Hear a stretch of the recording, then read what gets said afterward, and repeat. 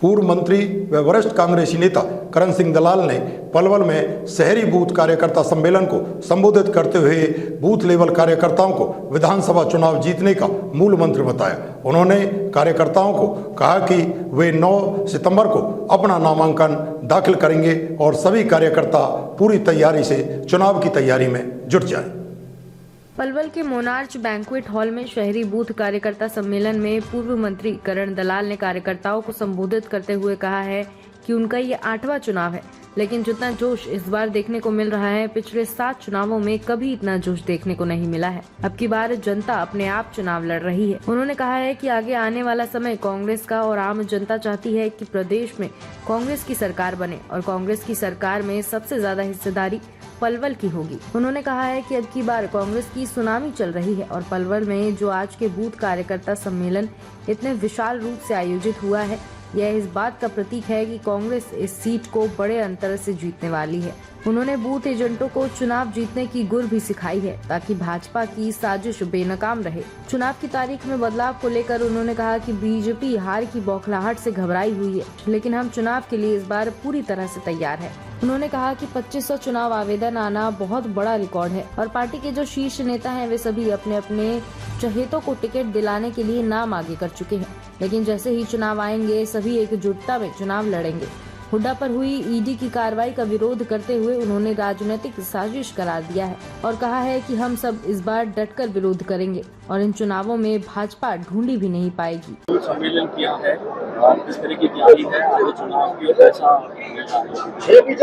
अब की दफा कांग्रेस पार्टी की आंधी सुनामी इस हरियाणा विधानसभा चुनाव में चल रही है और ये जो हमने शहर के बूथ कमेटी का जो सम्मेलन किया है, ऐसा ऐतिहासिक सम्मेलन कभी ना देखा ना किसी ने किया और ये इस बात का सूचक है कि शहर और तमाम देहात मिलकर के इस विधानसभा चुनाव को बहुत बड़े अंतर से कांग्रेस पार्टी जीतने जा रही है।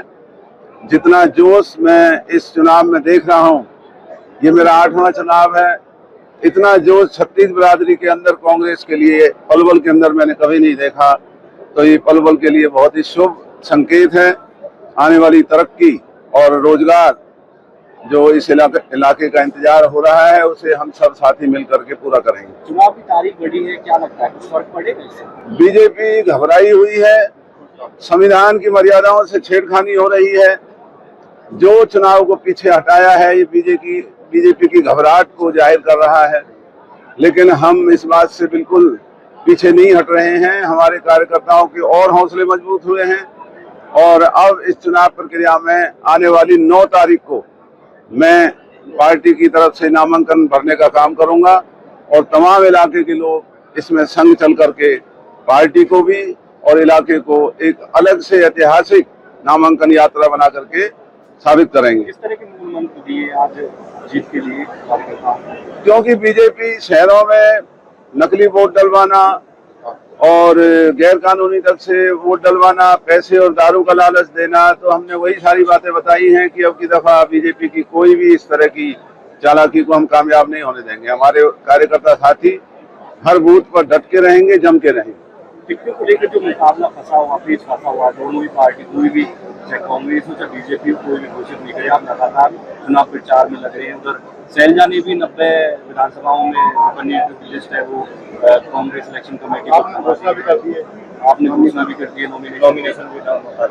हमारा कांग्रेस का ये एक रिकॉर्ड 2500 दरखास्तें आना एक बहुत बड़े आंधी के संकेत को जाहिर कर रहा है और इतने दरखास्तों पर जाहिर है कि सभी जो हमारे नेता हैं सभी अपना अपना दावा पेश कर रहे हैं। तो एक अच्छा हेल्दी कंपटीशन है, इसमें कोई बुराई नहीं, सब मिल करके चुनाव लड़ेंगे। नहीं, आपको नहीं लगता कि कहीं ना कहीं भूपेंद्र सिंह हुड्डा और शैलजा अब इस लड़ाई को आपसी उस पर ले आए हैं?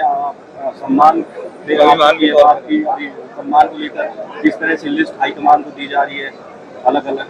नहीं, ये ठीक है कि अभी सब में खिंचाव है अपने अपने चहेतों को टिकट दिलाने का, इससे हम इनकार नहीं करते, लेकिन जो ही टिकटें डिक्लेयर होंगी आप देखेंगे कांग्रेस के सभी नेता मिलकर के प्रचार करेंगे और इस कांग्रेस की आंधी को आगे बढ़ाने का काम करेंगे। ज्वाइनिंग में कौन-कौन सा? ज्वाइनिंग का आज आपने देखा है कि हमारे कितनी बड़ी संख्या में ज्वाइनिंग रोज घर पर, हर सम्मेलन में, और इस इलाके के जो भी नेक नियत वाले लोग, अच्छी छवि के लोग, और जो इलाके को आगे बढ़ते हुए देखना चाहते हैं, 36 बिरादरी के लोग कांग्रेस में शामिल हो रहे हैं और हमें बेहद खुशी है। हम इन सबका मान करेंगे, इनको हर तरीके से इनका लिहाज रखेंगे और मिलकर के शहर को आगे बढ़ाएंगे। बौखलाहट का निर्देश देती है। जो चुनावी समर में इस तरह से डर और भय बनाने का काम बीजेपी कर रही है, तो कानून तो ये कहता है कि इनके खिलाफ मुकदमे दर्ज होने चाहिए चुनावी नियमों की अवहेलना के बारे में। लेकिन आज देश में संविधान की मर्यादाओं को दबाने का काम चल रहा है और ईडी की कार्रवाई इन दिनों में निंदनीय है। हम सब लोग इसकी निंदा करते हैं। कि अगर अकरंदल को टिकट मिलता है तो विरोध करेंगे और महापंचायत का आयोजन करेंगे सब। वो उनकी मर्जी है, क्योंकि वो कांग्रेस के अंदर नहीं है, कांग्रेस से बाहर हैं। वो पहले भी विरोध करते रहे हैं, लेकिन वो भाई है हमारे, कोई बात नहीं, वो विरोध करें या जो भी करें वो उनकी मर्जी है। मैं उसमें क्या उनको दबाव नहीं दे सकता, लेकिन वो कांग्रेस से बाहर हैं, कांग्रेस के अंदर नहीं है।